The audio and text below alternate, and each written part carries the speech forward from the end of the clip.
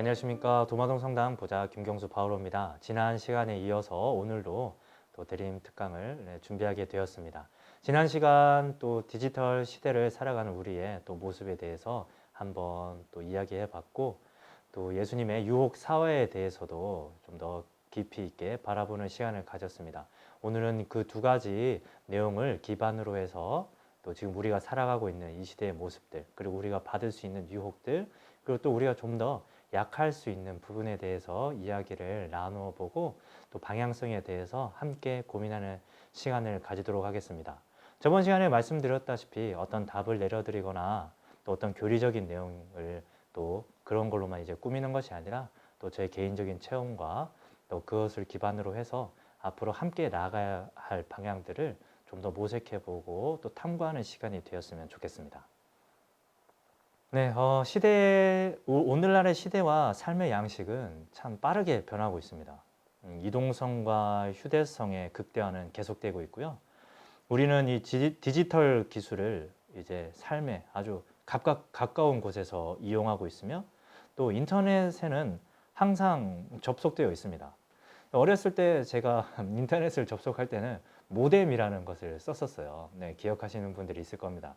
컴퓨터를 켜고 나면 이제 인터넷 접속을 누르면 이제 전화번호가 이제 띠띠띠띠띠 눌러지고 난 다음에 인터넷이 접속되는 그런 시스템이었고, 또 컴퓨터를 끌 때면 이제 이 접속을 이제 끊어야 되는 그런 시스템이었습니다.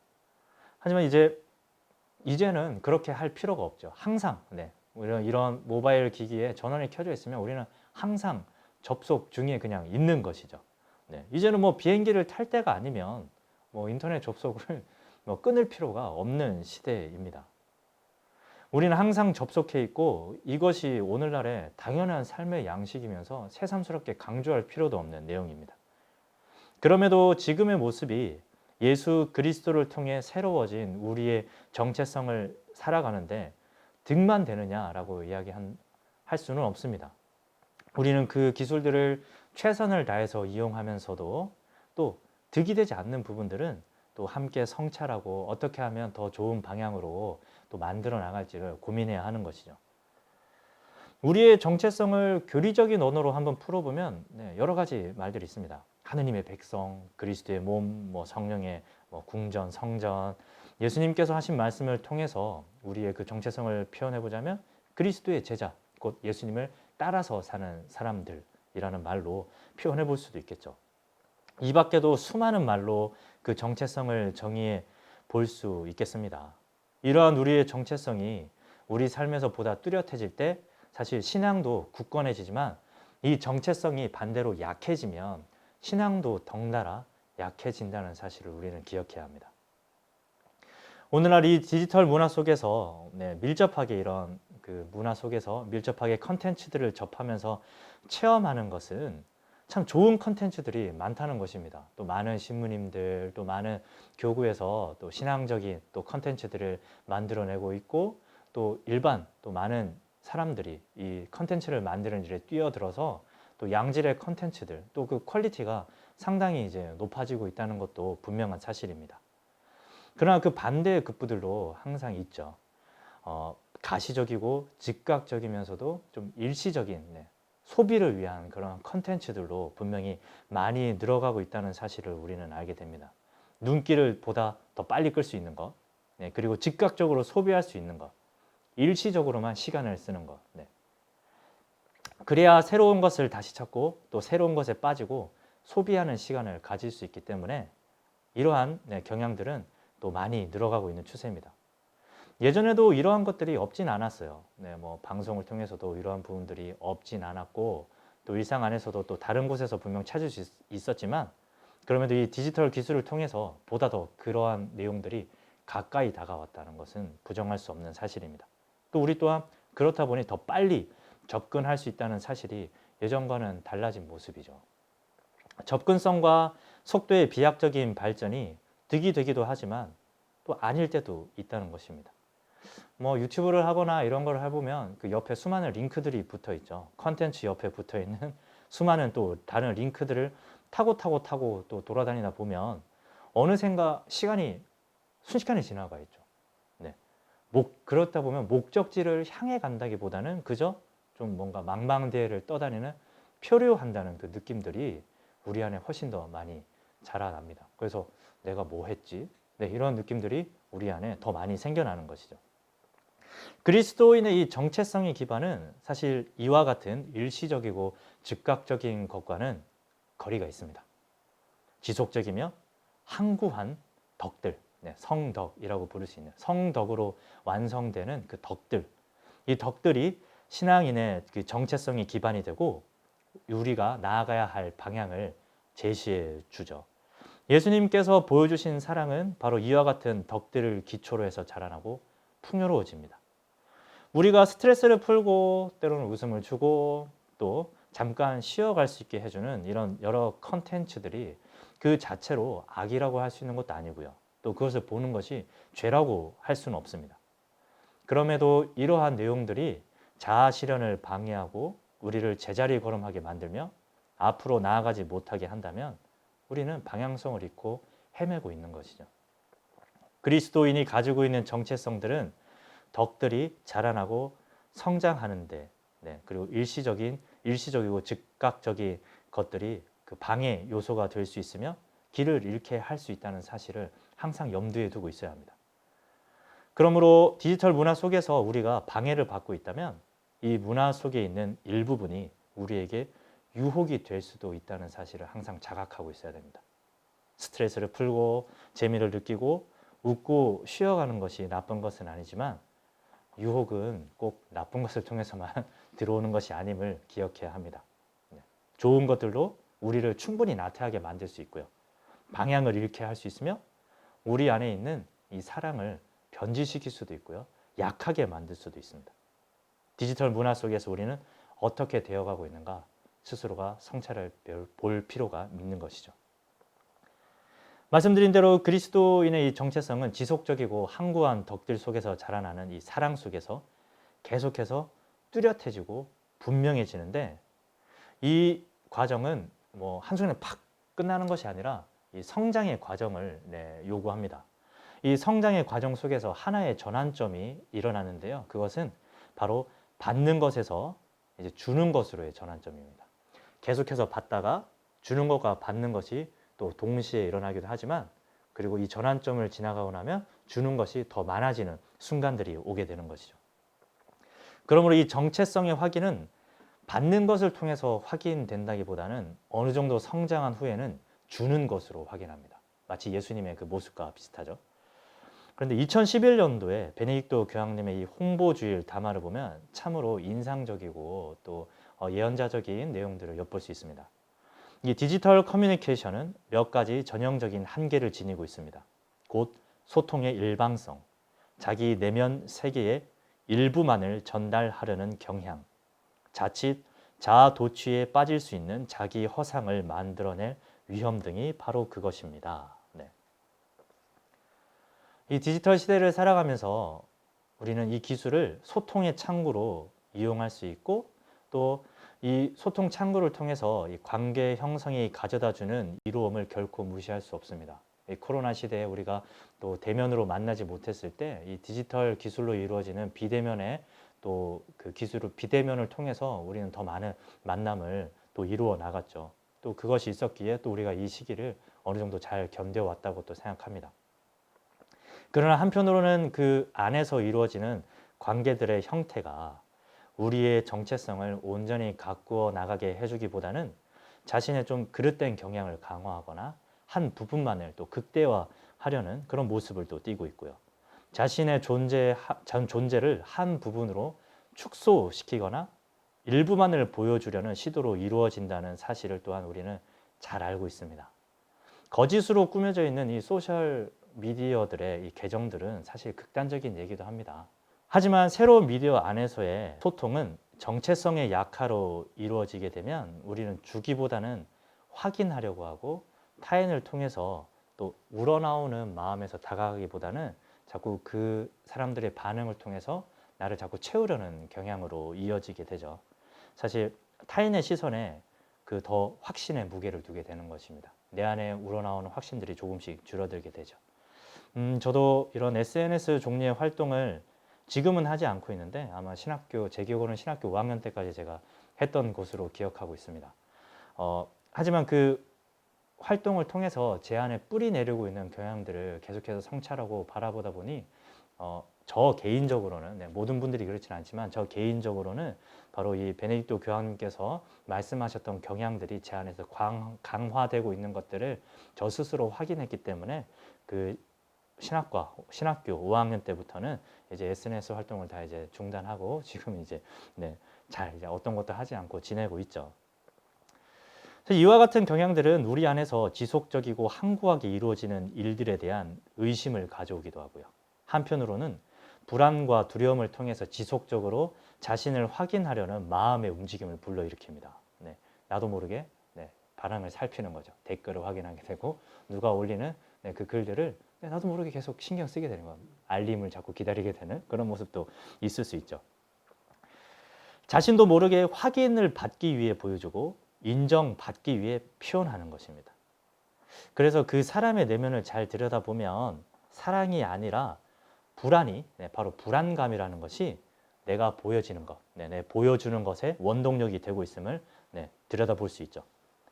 때로는 이 불안이라는 감정은 꼭 나쁜 것만은 아닙니다. 때로는 누군가를 통해서 비교하면서 내가 좀 뒤처지고 있나? 이런 불안감은 또 다시 나를 좀 채찍질하는 도구가 될 수도 있고요. 또 성장의 원동력이 될 때도 있습니다. 하지만 이 전환점, 아까 제가 말씀드렸던 받는 것에서 주는 것으로의 전환점을 돌아서서 앞으로 나아갈 때는 이 불안이란 힘이 가지고 있는 한계성을 체험하게 됩니다. 자신을 내어준다는 것은 불안이 아니라 사랑으로만 이룰 수 있고 완성할 수 있는 단계이기 때문에 그렇습니다. 우리는 예수님께서 겟세마니에서 하셨던 기도를 통해서 이러한 내용들을 좀 더 깊이 바라볼 수 있습니다.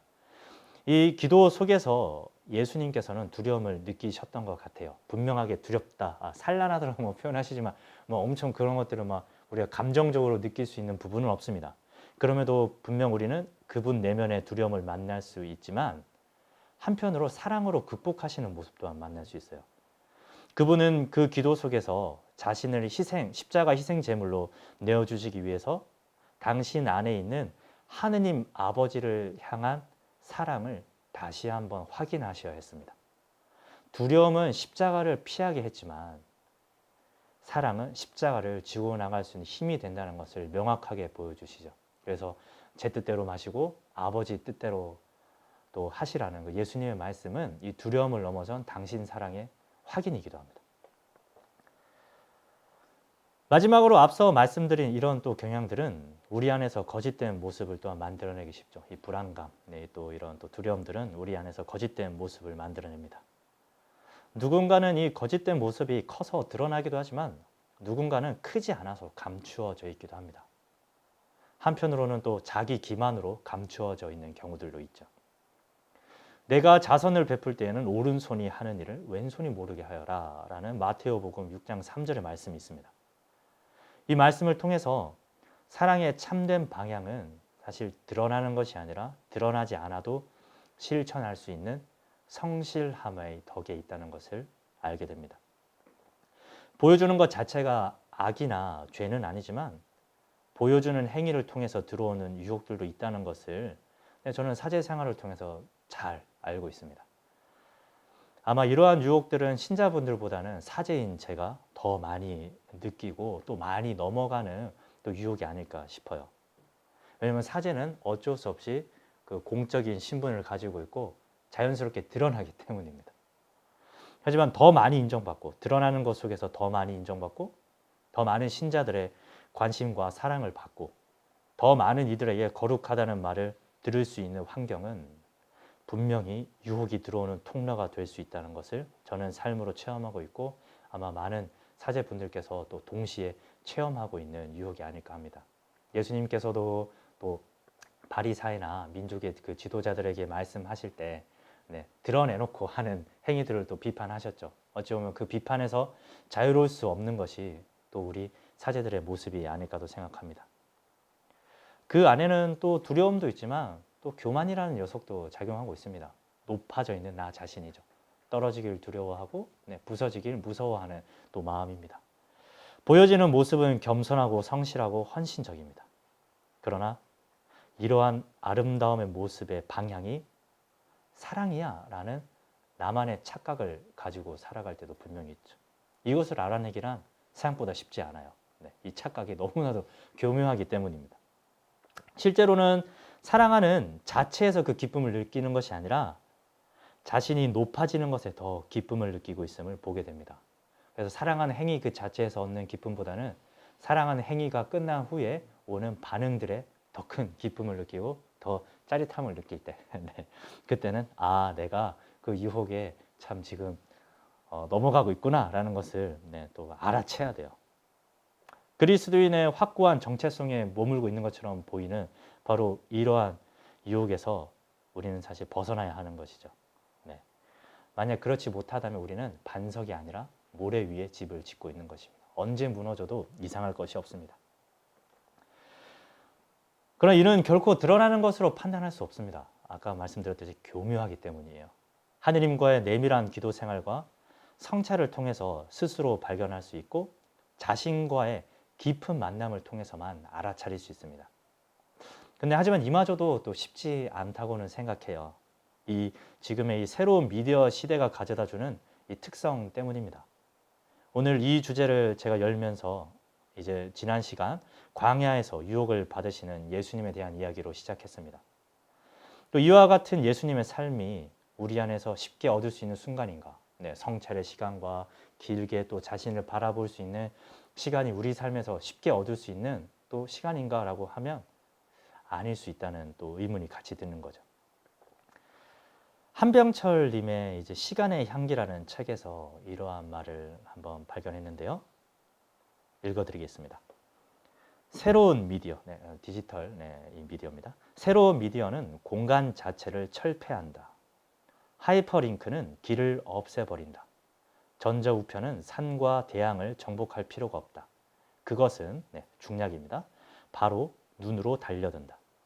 뉴미디어 시대는 뇌파의 시대이다. 공간과 시간은 뇌파되어 여기와 지금이 된다. 모든 것은 탈거리화된다. 탈거리화해서는 안 되는 신성한 공간. 비워져 있다는 것을 본질로 하는 그런 공간은 더 이상 없다. 향기로운 공간은 쉽게 모습을 드러내지 않는다. 아우라적인 거리는 그러한 공간의 본질에 속한다.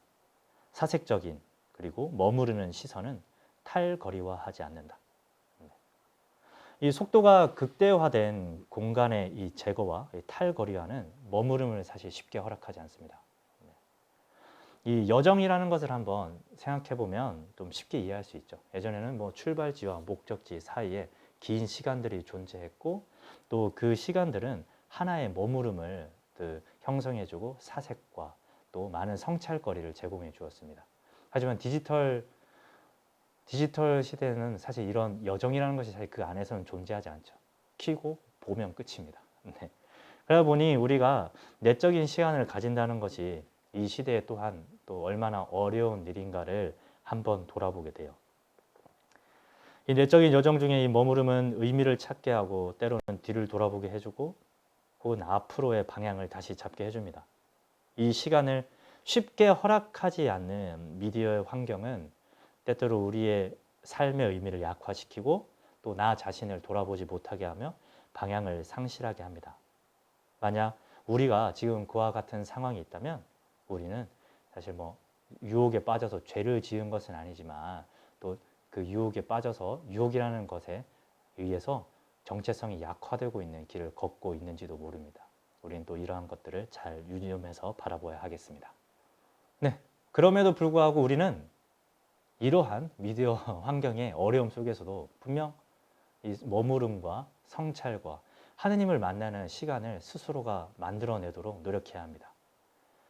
이 뉴미디어 시대에 우리는 이 신앙의 전통 속에서 다시 한번 이 광야라는 장소의 상징성을 되새기고 계속해서 또 끄집어내야 하는 것이죠. 예수님께서 유혹을 받으셨지만 동시에 유혹을 넘어서셨던 장소인 이 광야는 이 시대를 살아간 우리에게도 여전히 필수적인 요소로 남아 있습니다. 물론 예수님처럼 실제 광야라는 그 장소로 우리가 갈 수는 없지만 광야와 같은 장소와 시간이 우리 삶에도 여전히 필요한 것이죠. 이 광야의 상징성, 이 상징성은 세상과 거리를 두고자 이 사막으로 떠났던 4세기 이후에 은수자들을 통해서 사실 더 뚜렷이 드러납니다. 그 당시 이제 교회가 국교화되고 세상과 또 교회가 뒤섞이고 정체성의 혼란을 느꼈을 때 그들은 사막을 향해 발길을 돌리죠. 왜냐하면 정체성을 확인하기 위해서입니다. 이 사막이라는 장소, 이 사막이라는 장소는 사실 인간의 접근을 쉽게 허락하는 장소는 아닙니다. 인간이 접근하기 어렵기 때문에 인간에 의해서 이루어지는 건설되는 문명도 쉽게 자리를 할 수 없죠. 이와 같은 모습들이 은수자들에게는 아주 매력으로 다가왔던 것 같습니다. 그 때문에 이 은수자들은 사막으로 떠났고 사막은 문명이 없기 때문에 아주 고요한 장소였죠. 이 고요의 침묵 속에서 오는 이 고독, 고독은 사실 인간이 설 수 있는 안정감들을 발판이라고 부를 수 있는 안정감들을 제거하죠. 오직 자신만이 남게 되고 자기 자신을 대면해야 하는 장소였죠. 그 과정에서 직면하게 되는 것이 바로 자기 자신이라는 허상입니다. 세상과 단절된 이 사막은 이 침묵의 땅이면서 고요해서 때로는 편해 보이기도 하지만 또 마음의 여유가 있을 것 같지만 유혹의 땅이기도 했어요. 예수님께서 유혹을 받으셨던 것과 똑같습니다. 자신이라는 허상이 세상 안에 있을 때보다 더욱더 분명히 드러난 만큼 이 허상과 싸워야 했기 때문입니다. 당시 사막은 그래서 악마가 사는 땅으로 이해되기도 했습니다. 생명이 깃들지 못하기 때문에 이 죽음의 땅으로 여겨졌고 죽음이 더 많이 지배하고 있기 때문에 사막은 악마가 활동하기 좋아하는 곳이기도 했죠. 그곳에서 이 사막의 은수자들은 이 잠잠해진 영혼에서 떠오르는 내면 깊이 감추어진 악의 추악한 얼굴, 사실 그 허상입니다. 허상의 얼굴들을 바라보게 됩니다. 그래서 이 악의 추악한 얼굴, 이 악마들은 그들의 마음을 원하지 않는 방향으로 이끌어가기 위해 온갖 갖은 수단을 다 썼죠. 그래서 뭐 우리처럼 뭔가를 보진 않지만 상상과 뭐 생각의 나래를 펼치게 하고 그 안에서 달콤한 것들을 찾게 자꾸 유혹을 했습니다. 아주 일시적이고 그 지속적인 그 수도 생활을 단절시키는 것들을 더 많이 주입한 거죠. 그러나 마음의 가장 깊은 곳은 하느님만이 아시기 때문에 사실 이 악마들은 마음을 직접 건드리지는 못했다고 해요. 그래서 항상 허상, 즉 잡념을 통해서 유혹했다고 합니다. 인간의 욕망과 정념이 가득한 이 영혼의 아랫부분을 건드리는 것입니다. 그래서 이 은수자들은 유혹에 맞서서 내적인 외적인 투쟁을 해야 했죠. 그들은 허상에서 비롯되는 이 전능함에 대한 유혹, 다른 이들과 비교하면서 자신을 확인하려는 유혹, 하느님을 의심하고 불신하는 유혹에 걸려 넘어지기도 했고요. 때로는 찾아오는 사람들을 만남으로 인해서 또 내가 그 사람들에게 많은 것들을 주고 있다는 그 유혹, 확신들이 유혹이 되기도 했습니다. 그래서 이 때로는 사막 교부들의 일화를 보면 유혹에 넘어간 이들에 대한 이야기도 종종 볼 수 있어요. 이런 유혹에도 이 운수자들은 내면 깊이 솟아오르는 악을 피하려 하지 않았습니다. 그들은 악을 대면하려고 노력했습니다. 그래서 이들은 악마를 만나지 못하는 것보다 악마를 만나는 것이 좋다고 주장하기도 했죠. 악이라는 것은 본디 그 모습을 감추고 있을 때가 더 위험하다는 것을 알고 있었기 때문입니다. 그들은 자신 내면의 악을 대면하는 것이 참된 자, 바로 그 정체성을 찾아가는 여정에 반드시 필요하다는 것을 알고 있었기 때문에 기꺼이 그 수행하고자 사막에 온 것이죠. 이 침묵의 땅인 사막은 결국 그들에게 유혹의 땅이면서 사실 참된 정체성을 회복하는 장소였던 것이죠. 우리 삶에도 바로 이러한 시간과 장소가 반드시 필요합니다. 유행을 따라간다고 우리가 정체성을 확인하는 것이 아니라 바로 이 시간을 통해서 가장 내밀한 정체성을 발견하게 되고 하느님께서 나에게 주신 그 정체성과 그 안에서 소명들을 우리는 확인하는 것이죠. 저는 이를 한마디로 기도의 시간과 장소라고 또 표현하겠습니다. 우리 삶에 기도의 시간과 장소가 있는가? 오늘날 이러한 장소를 찾는 것은 쉽지 않습니다. 그러나 분명히 여전히 이러한 시간과 장소가 있다는 것을 우리는 알고 있습니다. 가장 먼저 떠오르는 것이 바로 성당이라는 곳이죠. 저는 성당에서 살지만 사제라서 성당의 상주의 의무를 가지고 있죠.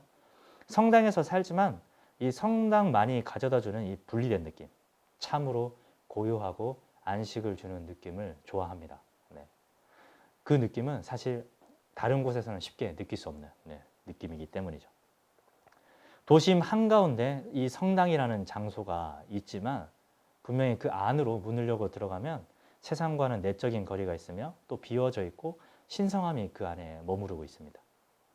이곳에 머무를 때면 가장 먼저 세상과 동떨어져서 나 자신을 발견하게 되죠.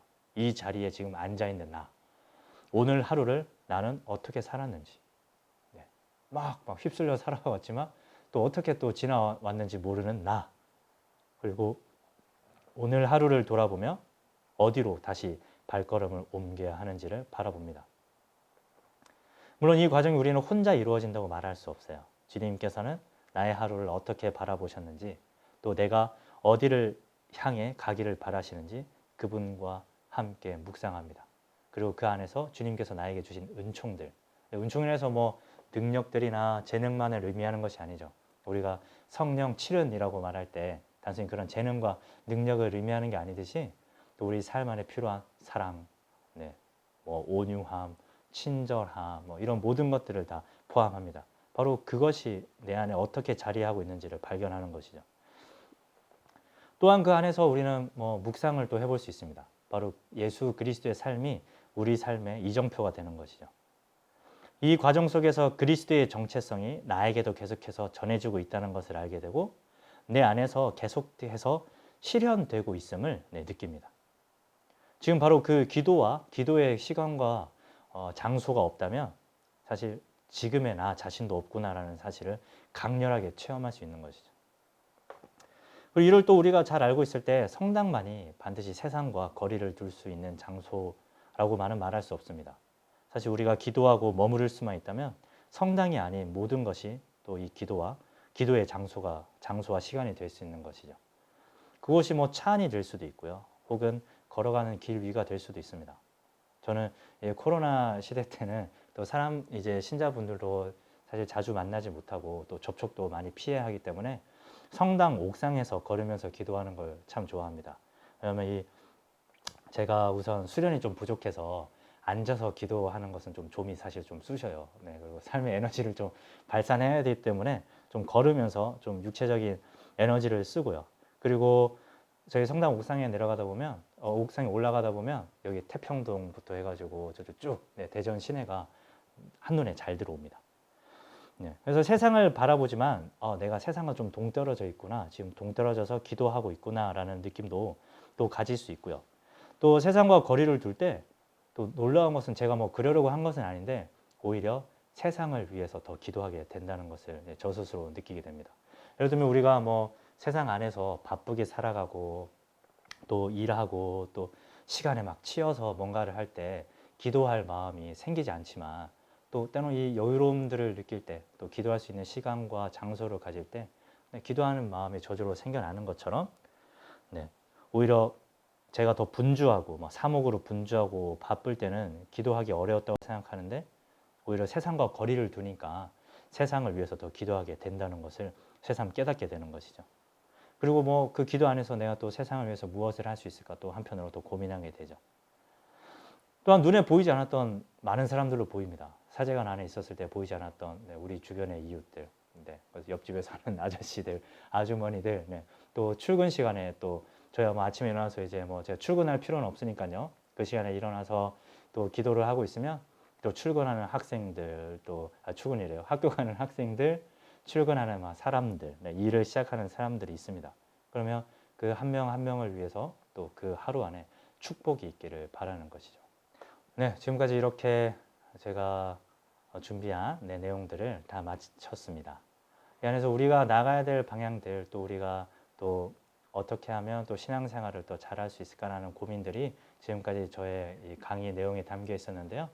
뭐 제가 이 내용들을 다 놓고 봐서 정말 여기서 자유롭다, 잘 살고 있다라는 이런 말씀을 드리고 싶진 않습니다. 다만 이러한 방향을 가지고 걸어가고 있다라고 말씀드리고 싶습니다. 저 또한 이 시대를 살고 있고 또 사제는 출가한 사람이 아니라 또 속세를 떠난 사람이 아니라 또 예수님께서 세상에 강생하신 것처럼 또 세상 안에서 신자분들과 함께 어울려 살아가고 또 세상 안에서 또 복음을 전하는 사람이기 때문에 또 이 안에선 자유롭지 않다는 것을 저 스스로가 너무 잘 알고 있기 때문에 또 오히려 이 주제로 또 여러분들에게 말씀드리고 싶었는지도 모르겠습니다.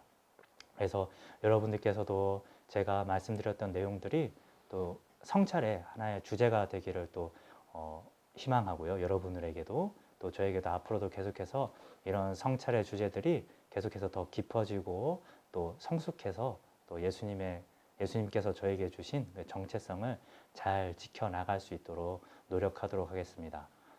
네, 지금까지 잘 들어주신 분들께 모두 감사드리겠고요. 저도 제 사목지에서 또 앞으로 또 열심히 사목하도록 하겠습니다. 감사합니다.